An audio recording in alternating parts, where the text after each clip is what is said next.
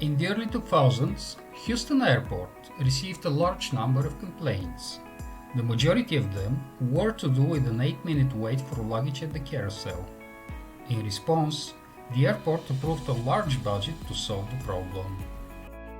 Like most businesses, they opted for an engineering approach. They invested in more machinery and baggage handlers to reduce waiting times. At first, the money looked well spent as waiting times dropped to 7 minutes, about an average for an airport. But complaints remained high. The airport considered hiring more baggage handlers. But that was too expensive. One fact they had discovered earlier became key. It only took about a minute to walk to the carousel, but then they spent 7 minutes waiting. The airport decided to reverse that by rerouting passengers after passport control, so they had to walk further. This meant they spent about 7 minutes walking to the carousel and then just 1 minute waiting for their luggage. Even though the time between leaving the plane and collecting their bags was exactly the same, complaints fell dramatically.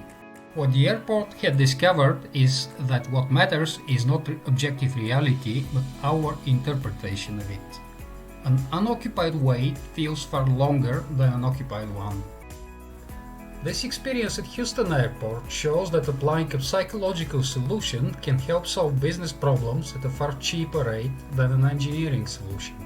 Small changes can have large effects. So, what is behavioral economics? It is the study of why people do what they do. It is the study of human decision making. At the heart of behavioral economics is the idea that consumers are overwhelmed with decisions. We have too many decisions to weigh up fully logically, fully rationally. So what we do instead is we rely on shortcuts, or what behavioral economics calls heuristics. These are rules of thumb for quicker decision making.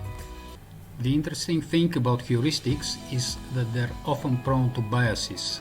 And if you are aware of those biases as a marketer, you can make sure that your communication works with human nature, not against it. If you try to understand how consumers are affected by biases, you can't just ask them. Consumers are not very good at explaining what their intrinsic motivation is. As psychologist Timothy Wilson says, we're strangers to ourselves. We're pretty good at coming up with plausible post-rationalization of our behavior, but most often these are not the real reasons for our choices as consumers and people. Through the course, we will discuss the most important, most powerful and relevant biases for marketing and communication. We will understand how we can make our brands effortless, how we can simplify our communication. We shall see that certain decisions are based on given context, and by changing the context, you can change the decision. Understanding biases and heuristics and applying them properly will dramatically enhance the effectiveness of your marketing and communication campaigns. Thank you for watching and see you in the next lesson.